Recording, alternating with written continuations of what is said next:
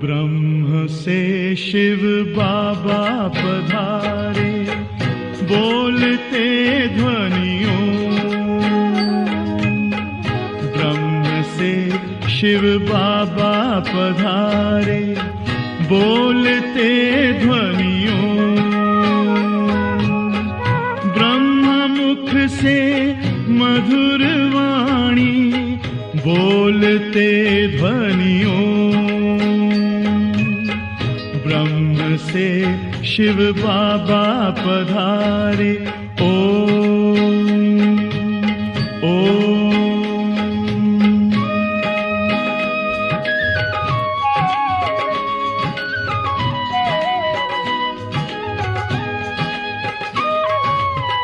ओम की इस मधुर ध्वनि से किया परिवर्तन। प्रेम शांति सिखा के बदला सभी का जीवन। आदिदेव प्रजापिता श्री बोलते ध्वनियों। ब्रह्मा मुख से मधुर वाणी, बोलते ध्वनियों। ब्रह्म से शिव बाबा पधारे, ओम ओम।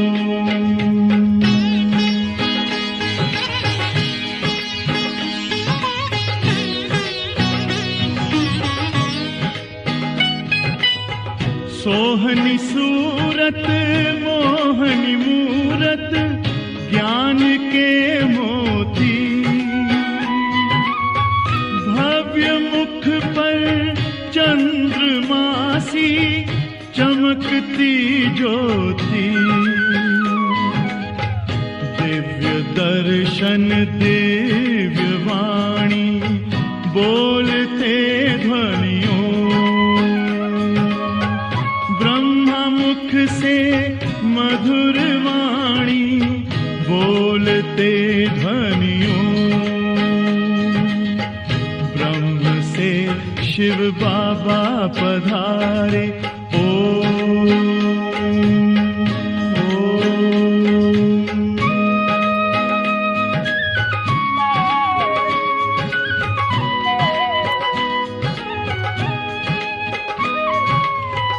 विश्व में थी पाप की जब घटा छाई, तब विभूति आप जैसी धरती पे आई। एक तार में बंध के सारे, बोलते ध्वनियों। ब्रह्मा मुख से मधुर वाणी, बोलते ध्वनियों। ब्रह्म से शिव बाबा पधारे, बोलते ध्वनियों।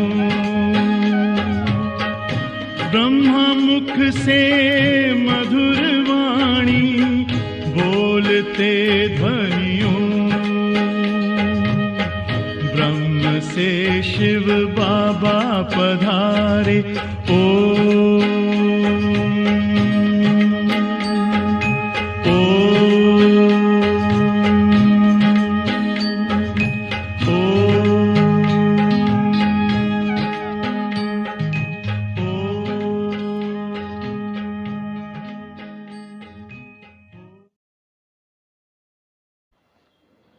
ओम शांति। 30 मार्च 2023। प्यारे बाप दादा के मधुर महावाक्य। मीठे बच्चे, संग दोष संशय बुद्धि बनाता, इसलिए संग दोष में फंसकर कभी पढ़ाई नहीं छोड़ना। कहा जाता संग तारे कुसंग बोरे। प्रश्न, बाप की कौन सी श्रीमत तुम्हें कौड़ी से हीरे जैसा बना देती है? उत्तर, बाप की श्रीमत है बच्चे घर गृहस्थ में रहते हुए कमल फूल समान रहो। जैसे कमल फूल को कीचड़ और पानी टच नहीं करता, ऐसे विकारी दुनिया में रहते हुए विकार टच ना करें। यह तुम्हारा अंतिम जन्म है। निर्विकारी दुनिया में चलना है, इसलिए पवित्र बनो। इसी एक श्रीमत से तुम कौड़े से हीरे जैसा बन जाएंगे, स्वर्ग का मालिक बन जाएंगे। गीत मुझको सहारा देने वाले। ओम शांति। बाप ने समझाया है कि भगवान एक ही है जिसने भगवती को रचा। बरोबर भगवानुवाच है, जैसे बैरिस्टर वाच, सर्जन वाच, यह फिर है भगवानुवाच। भगवान कहते हैं, मैं तुम्हें स्वर्ग का मालिक, राजाओं का राजा बनाऊंगा। यह है गीता। परंतु मनुष्य भूल गए हैं कि गीता का भगवान कौन था। श्री कृष्ण तो था स्वर्ग का नंबर 1 प्रिंस। इतनी ऊंच प्रारब्ध किसने प्राप्त कराई? ऊंच ते ऊंच प्रारब्ध है राधे कृष्ण अथवा लक्ष्मी नारायण की। ये बात कोई भी समझ नहीं सकते हैं। राधे कृष्ण स्वयंवर के बाद लक्ष्मी नारायण बनते हैं। उन्हों को यह ऊंच पद किसने दिया? श्री कृष्ण कौन था? श्री नारायण कौन था? यह बातें तुम ही जानो। श्री कृष्ण को प्यार तो बहुत करते हैं, जयंती भी मनाते हैं। फिर जिससे श्री कृष्ण का स्वयंवर हुआ, उनकी भी तो महिमा होगी। राधे कृष्ण को तो इकट्ठा ही दिखाते हैं। उन्हों को ऐसा किसने बनाया? रचयिता एक निराकार को ही कहा जाता है। साकार को कभी क्रिएटर नहीं मानेंगे। इनकॉर्पोरियल गॉडफादर कहते हैं। लक्ष्मी नारायण सतयुग आदि में थे, अभी तो है कलयुग। यहाँ मनुष्य दुखी कंगाल हैं, राजा रानी तो है नहीं। स्वर्ग की तो बहुत महिमा है। कोई मरता है तो कहते हैं फलाना स्वर्गवासी हुआ। स्वर्ग याद आता है तो जरूर स्वर्ग कोई अच्छी चीज़ थी। नर्क में जो मरते हैं उनको पुनर्जन्म जरूर नर्क में ही लेना पड़े। जैसा कर्म करते हैं उस अनुसार यहाँ जन्म लेना पड़ता है। अब भगवान है निराकार, ज्ञान का सागर, जिसको सभी मानते हैं। उनका यादगार मंदिर भी शिव का है। ब्रह्मा विष्णु शंकर का चित्र देंगे तो कहेंगे यह ब्रह्मा है, यह विष्णु है।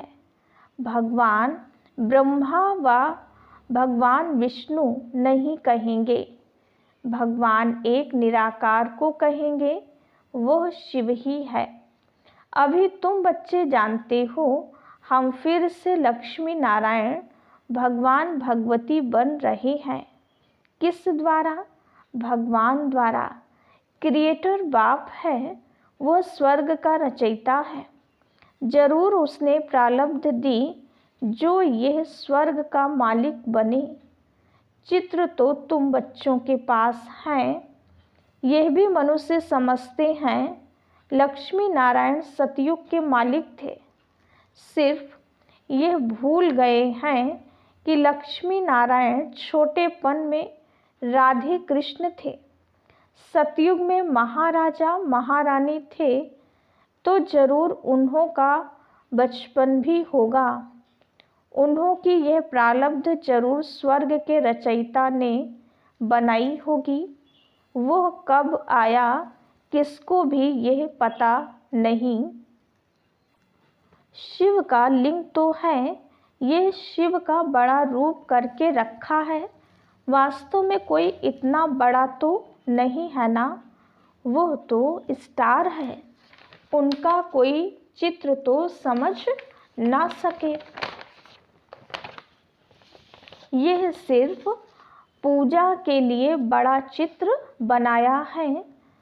तो यह देवी देवता धर्म किसने स्थापन किया? नाम चाहिए। क्रिश्चियन, बौद्धी आदि सबको मालूम है कि हमारा धर्म फलाने ने स्थापन किया। उनका धर्म शास्त्र यह है। पहले पहले मुख्य बात ही यह है, इसलिए बाबा चित्र बनवाते हैं, समझाने के लिए ही बनवाते हैं। आगे चल चित्रों में कोई लिखत थोड़ी ही थी, यह तो समझाया है। स्वर्ग का रचयिता है परमपिता परमात्मा, स्वर्ग में है सदा सुख। क्या इतने सब मनुष्य वहाँ होंगे? झाड़ पहले छोटा होता है, फिर बढ़ता जाता है। स्वर्ग में बहुत थोड़े होंगे, नरक में बहुत हैं। स्वर्ग में सिर्फ देवी देवताओं की राजधानी थी, यह और कोई नहीं जानते। पूछना चाहिए यह सृष्टि का चक्र कैसे फिरता है। 5000 वर्ष पहले बरोबर यहाँ लक्ष्मी नारायण का राज्य था, उसको स्वर्ग कहा जाता था, वह पास्ट हो गया। नई दुनिया जो थी वह अब पुरानी नर्क हो गई है। अच्छा, फिर क्या होगा? फिर स्वर्ग आएगा। भक्त याद करते हैं, स्वर्ग व मुक्ति धाम को क्यों याद करते हैं? क्योंकि यहाँ दुखी हैं। स्वर्ग में तो सदैव सुख होता है। बाप थोड़े ही बच्चों को रच कर दुखी बनाएंगे, यह तो हो नहीं सकता। तुम बच्चे जानते हो, सतयुग से त्रेता द्वापर कलयुग होना है। सतयुग का अंत त्रेता के आदि का संगम कोई कल्याणकारी नहीं है, क्योंकि सतयुग में जो 16 कला संपूर्ण है, वही देवी देवता फिर 14 कला बन जाते हैं। तो वह कल्याणकारी युग थोड़े ही हुआ। फिर त्रेता के अंत द्वापर युग के आदि का भी संगम हुआ, परंतु उसमें भी कलाएं कम होती हैं। सतो प्रधान से सतो रजो तमो में गिरते हैं। तमो प्रधान बनना ही है, तो इस समय सारी दुनिया दुखी है। इसको कहा जाता है ऑर्फन्स की दुनिया।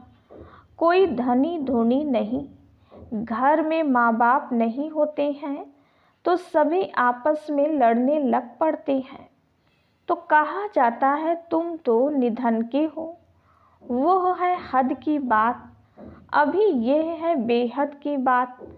सारी दुनिया का कोई धनी धोनी नहीं है। मनुष्य मनुष्य में लड़ते हैं, जानवर भी लड़ते हैं। कोई धनी धोनी नहीं है। धनी है बाप रचयिता, उनके आने से ही सब बच्चे धन के बन जाते हैं। बाप बच्चों को शांति धाम और फिर सुख धाम ले जाते हैं। पहले सतो प्रधान, फिर सतो रजो तमो, हर एक चीज़ ऐसे ही होती है। छोटे बच्चे भी सतो प्रधान हैं, इसलिए प्रिय लगते हैं। वही बच्चे अगर शिक्षा नहीं मिलती है तो माँ बाप को तंग करने लग पड़ते हैं। तंग तो होते हैं ना, लड़ते झगड़ते बीमार हो पड़ते हैं। कोई को नुकसान पड़ता है तो यह भी दुख होता है ना। सतयुग में कोई भी दुखी नहीं होता, वह है ही सुख धाम। बाप बच्चों के लिए स्वर्ग रचते हैं, वहाँ सदैव सुख है। तुम जानते हो ये बेहद की नई दुनिया थी, अब पुरानी है। दिल्ली पुरानी और नई है ना। पुरानी अलग है, नई अलग है। नई दिल्ली कितनी अच्छी देखने में आती है। ऐसे नहीं कि पुराने को कोई उड़ा देंगे, फिर रहेंगे कहाँ। यहाँ नई पुरानी दोनों हैं। फिर ये पुरानी टूट करके नई बनेगी, जिसको ये स्वर्ग कहा जाता है। दिल्ली को ही परिस्तान कहते हैं। इस समय है कब्रिस्तान। सतयुग में लक्ष्मी नारायण का राज्य था। दिल्ली परिस्तान थी, स्वर्ग थी, अब नर्क है। बाप खुद स्वर्ग का मालिक नहीं बनते हैं, बच्चों को बनाते हैं। तुम कहते हो बाबा हमको फिर से स्वर्ग का मालिक बना रहे हैं। इतने सब निश्चय बुद्धि है तो देखकर निश्चय बुद्धि बनना चाहिए। कोई लंदन देखकर आवे और वर्णन करे तो ऐसे थोड़े ही कहेंगे कि हम जब देखें तब माने। यहाँ तो इतने सब बच्चे कहते हैं हमको भगवान पढ़ाते हैं, तो झूठ तो नहीं बोल सकते। परंतु भाग्य में नहीं होगा तो बुद्धि में बैठेगा नहीं। बाप कहते हैं इसमें छोड़ना कुछ भी नहीं है। यह है अंतिम जन्म। गृहस्थ व्यवहार में रहते कमल फूल समान पवित्र रहना है। यह है मृत्यु लोक, वह है अमर लोक। गाया जाता है संपूर्ण निर्विकारी दुनिया, वहाँ विकार होता नहीं, तो मानना चाहिए ना। बरोबर देवताओं की महिमा भी करते हैं।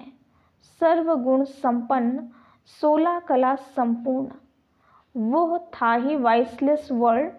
अच्छा, बच्चे तो पैदा होते होंगे, जरूर कोई युक्ति होगी। विकार से नहीं होते, वहाँ यह पॉइजन होता नहीं। यहाँ है संपूर्ण विकारी, वहाँ है संपूर्ण पावन। यथा राजा रानी तथा प्रजा। इसमें तुमको संशय क्यों पड़ता है? वहाँ की जो रस्म रिवाज होगी उसी अनुसार बच्चे पैदा होंगे। वहाँ विकार होता नहीं। यह नेचर इस मृत्यु लोक का है। वहाँ तो कोई दुख देते नहीं। जानवर भी एक दो को दुख नहीं देते, वो भी ऐसे ही पैदा होंगे। अब तुमको चाहिए क्या? शांति चाहिए तो अपने को आत्मा समझ बाप को याद करो तो मेरे पास चले आएंगे। जो स्वर्ग में आने वाले होंगे वो कहेंगे हम तो ज्ञान जरूर लेंगे, सुख जरूर लेंगे। बाप से स्वर्ग का वर्षा लेना है। तुम जानते हो हम बेहद के बाप से बेहद का वर्षा ले रहे हैं। बाप की श्रीमत पर चल रहे हैं। चलते चलते फिर कहाँ उल्टा सुल्टा तूफान आता है तो निश्चय टूट पड़ता है। माया से हार खा लेते हैं। बाप कहते हैं कल पहले भी ऐसे वर्षा लेते लेते हार खा ली थी, विकार में फंस गया था। गाया भी हुआ है संग तारे कुसंग बोरे। यह है सत का संग। उनकी श्रीमत पर चलने से हम नई दुनिया में आ जाएंगे। निश्चय में संशय आ जाता है तो वर्षा मिल ना सके। ऐसे बहुतों को निश्चय होते होते फिर संशय बुद्धि हो जाते हैं। तुम माता पिता कहते हो फिर उनको छोड़ देते, यह भी ड्रामा में नूंद है। शिव बाबा के बने फिर ऐसे बाप को फारकती देवंती हो जाते। तुम्हें ईश्वर का बनना है या रावण का? लड़ाई है ना। कोई तो माया पर जीत प्राप्त कर समझते हैं बाबा से वर्षा जरूर लेना है। श्रीमत पर चलते रहते हैं। एल्बम भी तुम्हारे पास है। जिन सभी बच्चों ने प्रतिज्ञा की है कि हमको गृहस्थ व्यवहार में रहते कमल फूल समान पवित्र रहना है। कमल फूल को पानी टच नहीं करता है। तुमको विकारी दुनिया में रहते हुए विकार में नहीं जाना है। यह है तुम्हारा अंतिम जन्म। अपने को निर्विकारी बनाने से तुम निर्विकारी दुनिया में चली जाएंगे। पवित्र बनना तो बहुत अच्छा है। बाप कहते हैं कि मेरे द्वारा तुम पवित्र बनेंगे तो स्वर्ग पवित्र दुनिया का मालिक बनेंगे। पतित दुनिया अब विनाश होनी है। कितना सहज समझाते हैं। ब्रह्मा द्वारा स्वर्ग की स्थापना सो तो हो रही है।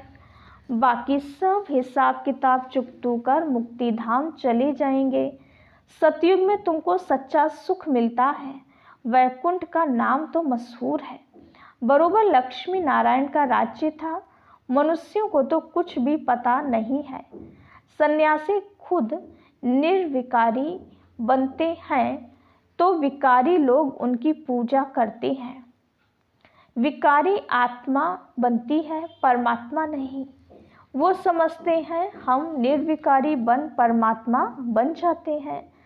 तो भी दो चीज़ तो है ना, आत्मा और परमात्मा।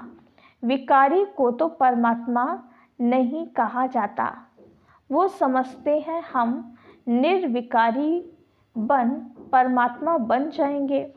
बाप कहते हैं ऐसे तो हो नहीं सकता, कोई भी मिल नहीं सकता।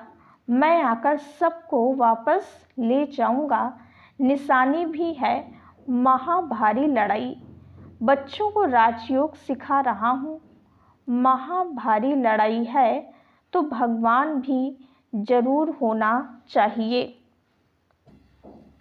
जो सभी झंझटों को हटाए, सभी के झगड़े खत्म कर दे। सर्वशक्तिमान तो बाप है ना। कहते हैं अगर तुम मेरी मत पर चलेंगे तो मैं तुमको स्वर्ग का मालिक बनाऊंगा। कल्प कल्प तुम मेरी श्रीमत से ऐसे श्रेष्ठ बनते हो। आधा कल्प बाद जब मेरी मत पूरी हो, आसुरी मत शुरू होती है तो तुम कंगाल कौड़ी जैसे बन पड़ते हो। अब फिर तुमको कौड़ी से हीरे जैसा बनाता हूँ। तो श्रीमत पर चलना चाहिए ना। बाबा कितना सहज समझाते हैं। अच्छा, मीठे मीठे सिकीलिधे बच्चों प्रति माता पिता बाप दादा का याद प्यार और गुड मॉर्निंग। रूहानी बाप की रूहानी बच्चों को नमस्ते। हम रूहानी बच्चों की रूहानी बाप दादा को याद प्यार गुड मॉर्निंग और नमस्ते। धारणा के लिए मुख्य सार। पहली पॉइंट, किसी भी तूफान के कारण निश्चय में कमी न आए, इसके लिए संग दोष से अपनी संभाल करनी है। श्रीमत पर पूरा पूरा चलना है। दूसरी पॉइंट, इस अंतिम जन्म में श्रीमत पर संपूर्ण निर्विकारी जरूर बनना है। विकारी दुनिया में रहते हुए विकार टच ना करें, यह संभाल करनी है। वरदान, अपने हर कर्म द्वारा दिव्यता की अनुभूति कराने वाले दिव्य जीवनधारी भव। बाप दादा ने हर एक बच्चे को दिव्य जीवन अर्थात दिव्य संकल्प, दिव्य बोल, दिव्य कर्म करने वाली दिव्य मूर्तियां बनाया है। दिव्यता संगम युगी ब्राह्मणों का श्रेष्ठ श्रृंगार है। दिव्य जीवनधारी आत्मा किसी भी आत्मा को अपने हर कर्म द्वारा साधारणता से परे दिव्यता की अनुभूतियां कराएगी। दिव्य जन्मधारी ब्राह्मण तन से साधारण कर्म और मन से साधारण संकल्प कर नहीं सकते। वे धन को भी साधारण रीति से कार्य में नहीं लगा सकते। स्लोगन: दिल से सदा यही गाते रहो कि पाना था सो पा लिया, तो चेहरा खुशनुमा रहेगा। अच्छा, ओम शांति।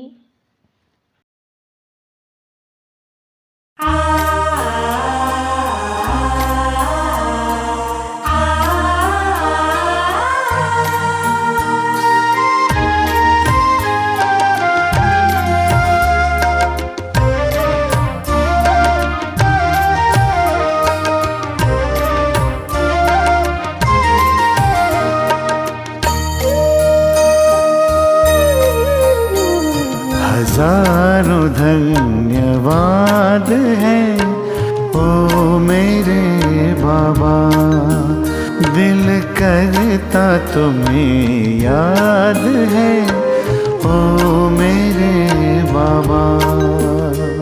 हजारों धन्यवाद है ओ मेरे बाबा, दिल करता तुम्हें याद है ओ मेरे बाबा।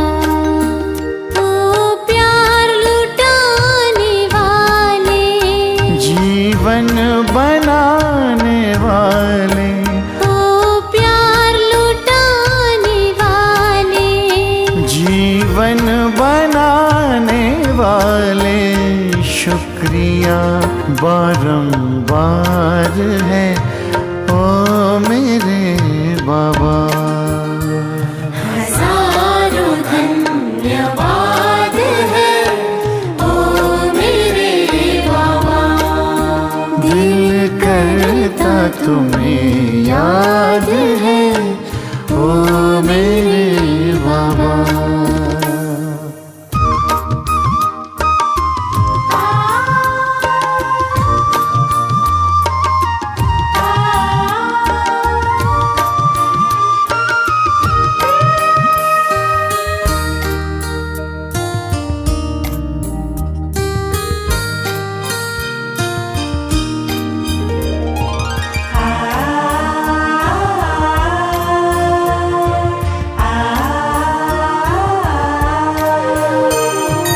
मिलन का ये मेला मनाया निराला,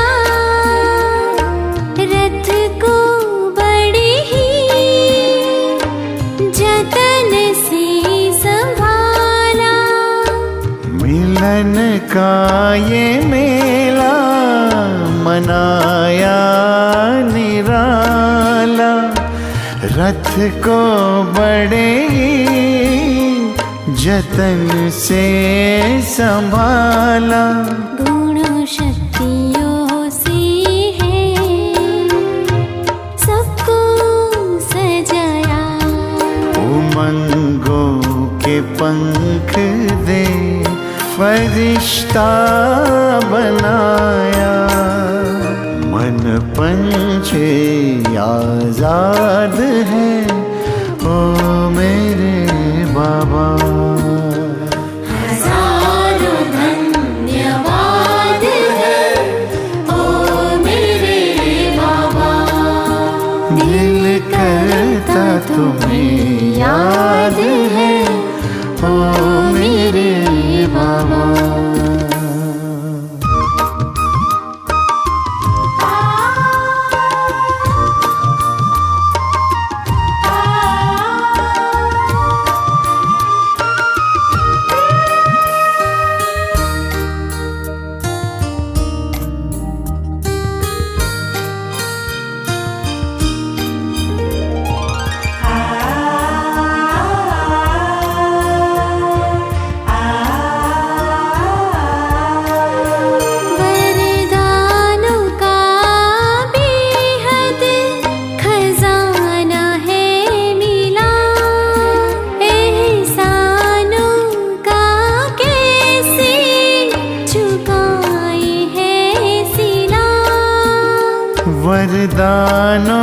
का बेहद खजाना है मिला, एहसानों का कैसे चुकाए है सिला।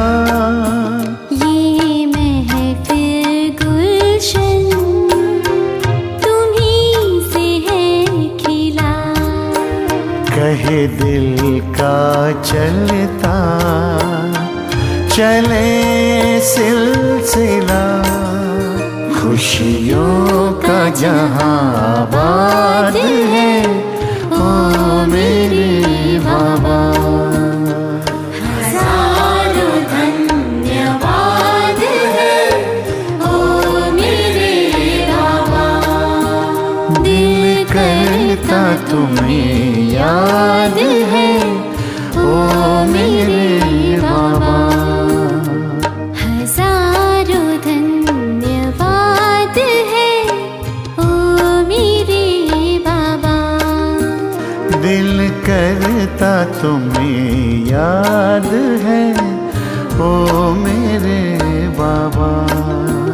ओ प्यार लुटाने वाले, जीवन बनाने वाले, ओ प्यार लुटाने वाले, जीवन बनाने वाले, शुक्रिया बारंबार है ओ मेरे बाबा। हजारों धन्यवाद है ओ मेरे बाबा, दिल करता तुम्हें याद है ओ मेरे बाबा। हजारों धन्यवाद है ओ मेरे बाबा, हजारों धन्यवाद